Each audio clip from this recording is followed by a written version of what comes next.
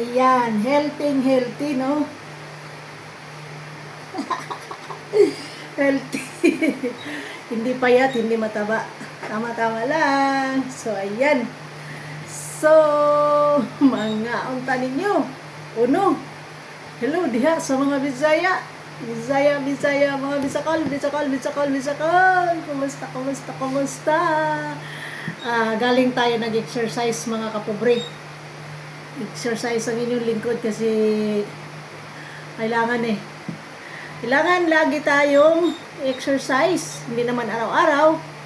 Every other day, kailangan talaga mag-exercise, no? Pagkatapos mag-exercise, ito, cucumber, at saka, aray ko, ba't nalaglag ang saging? Ayan, saging, no? Napakasarap nito, mga pobre. So, aking alaga. Malakas din to kumain ng saging tong alaga ko, no? So, ayan, no? Kain tayo ng saging. Ang pinakamasarap ito. Alam niyo mga kapobre, di na ako nag-content ng luto-luto, no? Pinapakita ko na lang sa inyo ang aking kakainin kasi pag nagluluto-luto ako, laging na-plug. Kaya ganito na lang. So, explain ko na lang sa inyo bakit ganito ang aking kinakain. Alam niyo mga kapobre, itong cucumber o sa Bisaya pa, o Pilipino tayo. Kailangan kumain ng pipino. So, ang pipino mangod mga kapobre no, sa Bisaya pa, kanya ay nagpalabnaw ng ating dugo. Kung mataas ang blood pressure mo, kumain ka ng pipino para hindi ka maging high blood. Kasi ako mga kapobre, maging high blood lang ako pag ako ay walay kwarta, walang pera. Ayan, joke tayo, no? Kailangan natin mag-joke at tumawa. Hindi puro seryoso.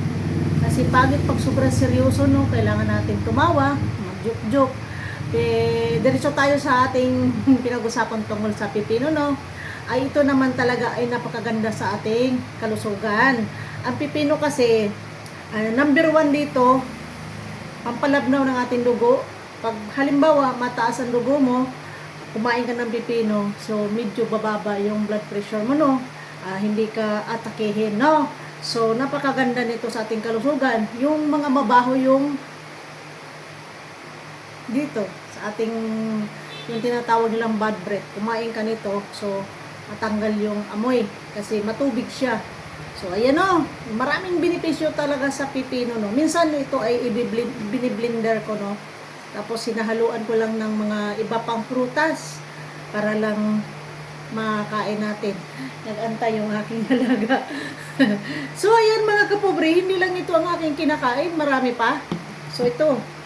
Itong saging. Ano lang to ngayon, no. Latundan. Wala mangguykuan ba? Wala yung lakatan o binangay sa Bisaya pa, no? Wala, no?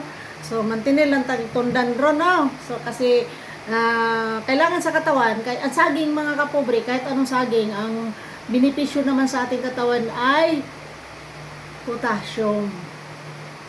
Pag ikaw din medyo malambot yung iyong nilalabas sa ating katawan, kain ka rin ng saging na latundan, ayun ay medyo titigas na yung ulo. Ayan, joke lang tayo, no? Ayan, so susunod nito, ito naman ang kinain ko. Napakasarap nito. Kita niyo yan? Squash na nilaga ko kasama ang string beans. Napakasarap din ito. Ang kalabasa, mga kapobre, ay ito naman ay maganda sa ating kalusugan, no? Ito naman ay pangpalinaw ng mata. Yung kulay green na gulay, lalo na itong kalabasa, napakaganda nito, no? Maganda sa ating kalusugan to. Kaya, ayan, mga kapobre, napakaganda talaga nito. So, napakasarap. Ayan na. Nakita nyo na yung aking kakainin, no? So, doon na naman tayo sa aking pag-exercise. Every other day, mga kapobre, pag hindi ako nakapag-gym, nasa loob lang po ako ng bahay, ako ay nag-exercise. Papawis. Para yung lahat ng kinain natin, ilalabas din natin yun, no? Pagising pa lang natin, nagbabawas na po tayo.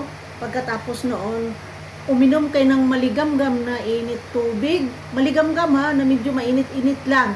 Huwag masyadong mainit. Yung kaya nyo lang inumin. Uminom kayo noon, huwag nyo nalagyan muna yung tiyan nyo ng pagkain. Tapos mag-exercise para ilabas lahat yung mga toxic ba. Ilabas lahat yun. Tapos ay pag nag-exercise ka, sigurado pagpawisan ka talaga. Kaya ayan, healthy ka talaga. Sigurado healthy ka. Kahit tayo ay magkaedad na, kagaya ko, sus marusit. Walang maniniwala sa akin kung ilan ang edad ko, no? Medyo gurang na talaga to yung lingkod. Pero makita nyo ako ay healthy. Bata patingan din sa aking kinakain ay puro din healthy. Minsan kumakain naman ako ng karne kasi kumakain ako sa labas eh. Pero except pork, no? Hindi talaga ako kumakain ng pork. Matagal na po, ilang years na. How many years akong hindi kumain ng pork? Siguro mga 20 years na. 20 years na. Hindi talaga ako kakain. Bakit? Na hindi maganda po sa ating kalusugan yun. Pag kumain ka noon, nandun na lahat yung sakit mo. Dadapo sa'yo dahil hindi siya maganda dahil mamamantika yun. Grabe cholesterol talaga yung beef na yun. O yung pork na yun. Kaya hindi talaga ako kumakain. Kahit ibigay. Tinry ko na nung anong years yun. Anong year yun. Grabe. Tinry ko pero talagang amoy pa lang ilalabas ko na.